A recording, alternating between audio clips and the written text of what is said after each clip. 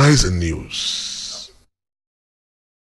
Hello and welcome to another exciting edition of your favorite online TV series, Youth Weekly on Youth TV Africa, where we bring you a recap of events which made headlines during the week in the language and perspective of young people. I am Tega Arubu. And I am Hilda Apollos. You're welcome to the program. Here is a rundown of some of the issues that made the news last week. Jonathan eyes solid minerals for economic diversification. Federal government inaugurates first trade portal to boost foreign trade. Lawmakers spend 1 trillion naira in 8 years, says Ezekwesili. Federal government to generate 30% electricity from coal. Nigerian Lady Scientist rules the world. We have killed Shekau, Boko Haram leader, JTF. Jonathan directs immediate end to ASUU strike as federal government moves to verify beneficiaries of 30 billion naira earned allowance. NYSC develops software to tackle posting errors. And from across other African countries, ANC has lost its way under Juma, says Damusi Memani. Egypt's democracy dies a violent death. Mbeki's lawyer withdraws from Arms Commission. And in sports, Napoli makes official bid for Mikel. Well, those were some of the issues that made the headlines in the news last week. Join us in a moment for more on some of these key issues. Don't go away, we'll be right back.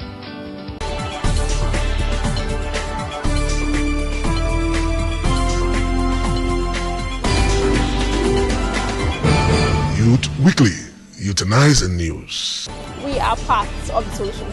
We bring you youth perspective on issues. Youths have a voice. We have a story to tell. Youth Weekly, Nigerian News. You're welcome back to the program. And if you're just joining us, this is still Youth Weekly on Youth TV Africa. And this is the point where we take on some of the heated issues in the news. Tega, some interesting issues came up in the news this week, wouldn't you say? Yes. So what's of interest for you this week, as far as the headlines are concerned?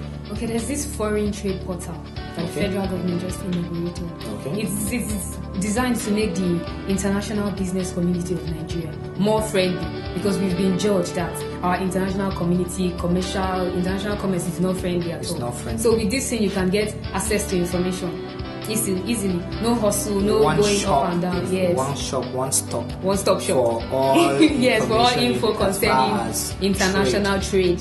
Yes. Is concerned. Yes, and I learned it has a good way of just bringing down the cost of doing business.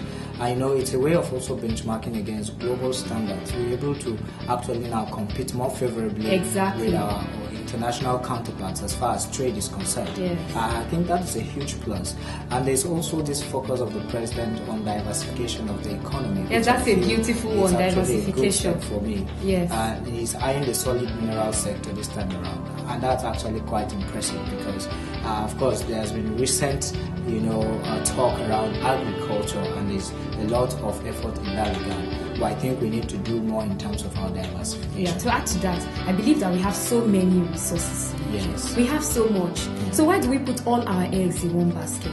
Everybody falls back on oil. We depend so much on oil. What if there's an implosion or something? So I think it's a very good thing that the president is deciding to go into other sectors. Like in Enugu, there's an agreement that was signed with a Chinese company, 30% coal to power.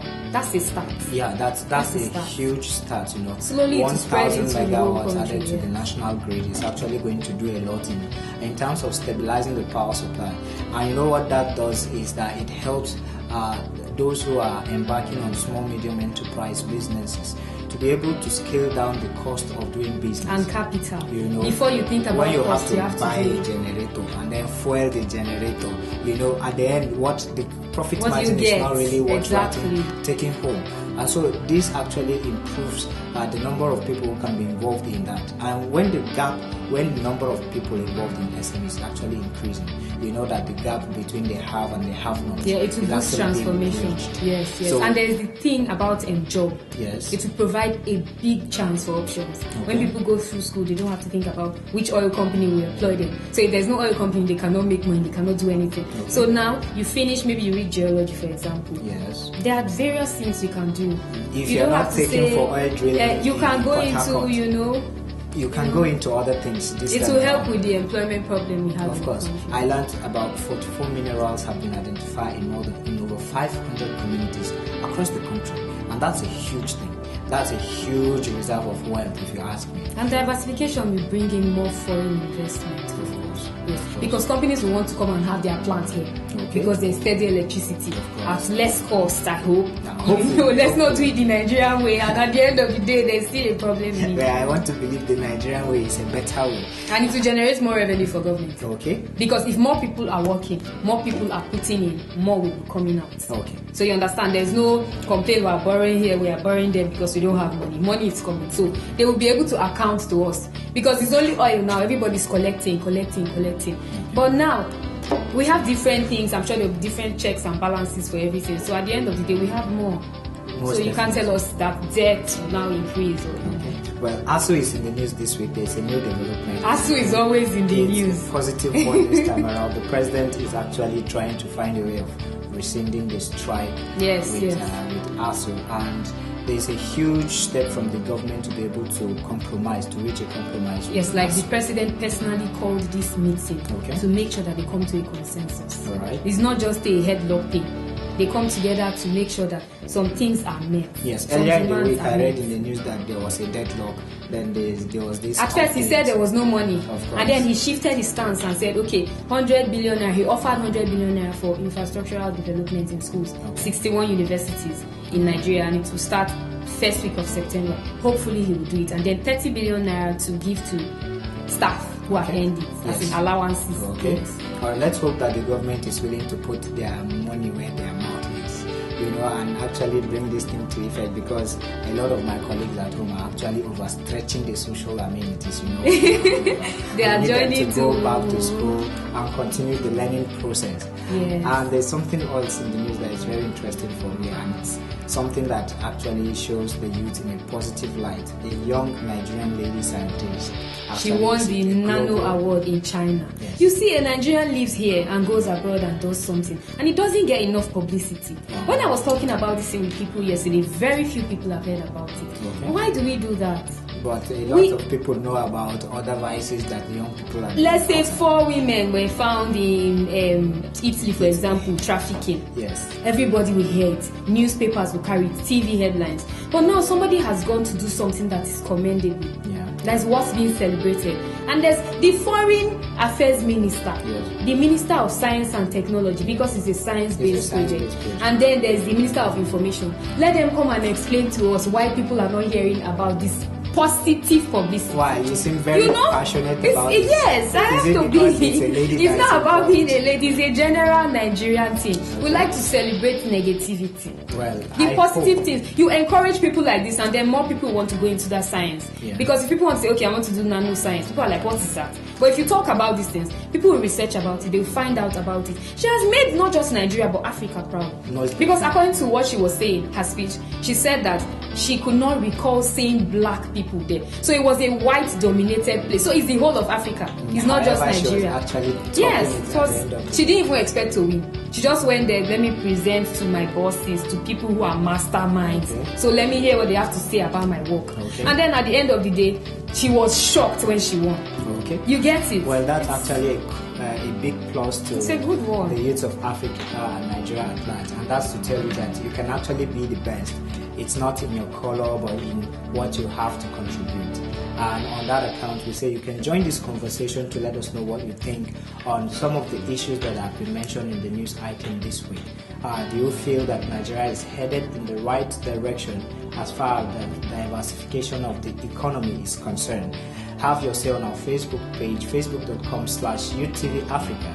You could also follow us on Twitter at UTV Africa is a Twitter handler. Let us know what you think on these issues. Well, don't go. We will be right back in a moment to engage a young person also in the studio who will be shedding light on some of the issues that made headlines in the news last week. We will be right back in a moment.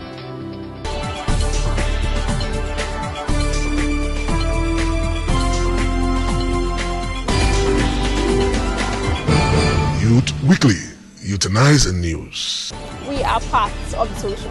We bring you youth perspective on issues. Youths have a voice. We have a story to tell. Youth Weekly, Euthanize in News. Welcome back. This is Youth Weekly on Youth TV Africa. We have a guest with us in the studio today. He is Stephen Pius, a graduate of Physics and Electronics. And we're going to discuss a very important topic in the headlines today. You're welcome, sir. Thank you very much. Thank you. What's your take on the issue of Mrs. Obi Ezekwesili's comment? She said lawmakers spent 1 trillion naira in 8 years. I believe it's uncalled for. Understand? I believe that's not the issue Nigeria is facing. Understand? I don't see the reason why. If you read from the highlight, they say 2 billion naira. Understand? Spent for ST per minister. I'll have 40 ministers.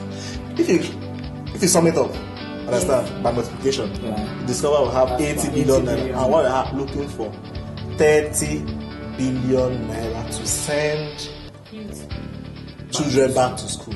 And these are people working to pay lecturers. These are working to earn their money. I am holding them. I am spending 2 billion per each person. For transportation. Fleet, 10 fleets, presidential villa is being maintained. Who knows? An outrageous cost. Over 9 billion naira, I believe. I did not any sort of. We're not talking about. If you read the news, you're talking about millions. No, billions. Understand? Now, what are they using the money for? Well, we have 10 fleets there, which I've not seen on air. Not necessarily. You want to see them fly? But I feel one of the things that is really coming out of all this is the figures, because at least we are getting aware and acquainted with the cost that goes into the sustenance of governance. I feel that there's something fishy somewhere, Mr. Elder. There's something fishy somewhere. Understand? I can't see when you leave office, you now start saying this is what the lawmakers are spending. Understand? Yeah. When the lawmaker asked her, why didn't she say something? Let's give a breakdown during her tenure. Okay. Understand? She said nothing. This happened some 3 days back. Until now, go to news. They said no. She said nothing concerning it. You have to make a speech so that Nigeria will just sit and read. I want to give kudos to Nigeria youth concerning the fact that all these figures that are bringing out, we're not talking about salary. The minister, the legislative, the lawmakers, yes, they are all genuine. Understand? They are one budget 2010 have 150 billion naira. Understand? Okay. Budget allocated. But if budget allocated is 105 billion, understand? And the minister spent 2 billion times for 80 billion. Just check the margin. Okay. Who is cheating who? I don't think what you said about lawmakers own being genuine, because I think there is too much. There are too many people doing the lawmaking. The legislators are too much. So if there can be a cutback on the number of legislators we have, like even in house, it can be a matter of constitution. But you know, the legislators are actually a representation of people. They can represent us very well if they are half. The number of legislators is also cutting down on the number of. Let's look at this way. You understand? We're talking about a group of this one arm of government, have 3 arms. One arm of government. Okay. Is eating this. If we want to respect them, let's respect them that way. And one person, just 40 people eating this. No. They could broaden the number of constituents they have to cover, so that the number of legislators will reduce. Or even if they want to keep all the legislators, they should do a part-time thing. They will only be paid for their sittings, and then they go about their normal regular business and make their own money instead of coming if the 3 arms of government make us spend so much. If the 3 arms of government can agree to cut the expenditures from the 3 arms, they can cut 3 arms, because we have very many unnecessary offices. There's a personal assistant to this, and that personal assistant has a personal assistant, and that personal assistant has domestic personal assistant. You know, it doesn't make sense. They should cut back on many of them. Now, as we're talking, this is what they want us to say, and young youth are still at home. It's been a heated conversation here in the studio. May I ask you just what you have to say for our silly young viewers out there? Any final words? Young Nigerians, young youths, I love the way we are taking things. We're not violent. I give kudos to Nigerian youths. Understand? They should don't worry. You get there someday. Somehow. You still get through. One day. All right, Tega, any final tip? I think various institutions or unions should come out and speak up on government's actions and inactions. We shouldn't just sit back and watch. We should speak up. Well, for me, I call on the spirit of patriotism from every angle and every quarter of this nation, especially beginning with our executive, legislative, and judiciary arm of government. We need to actually come in with personal sacrifice in order to project this nation to formidable heights. And on that note, I want to call on our audience to actually join this conversation by posting your comments on our Facebook page, facebook.com/UTVAfrica. You could also follow us on Twitter. Our handle is @UTVAfrica. You could like our Facebook page, and we'll be glad you did.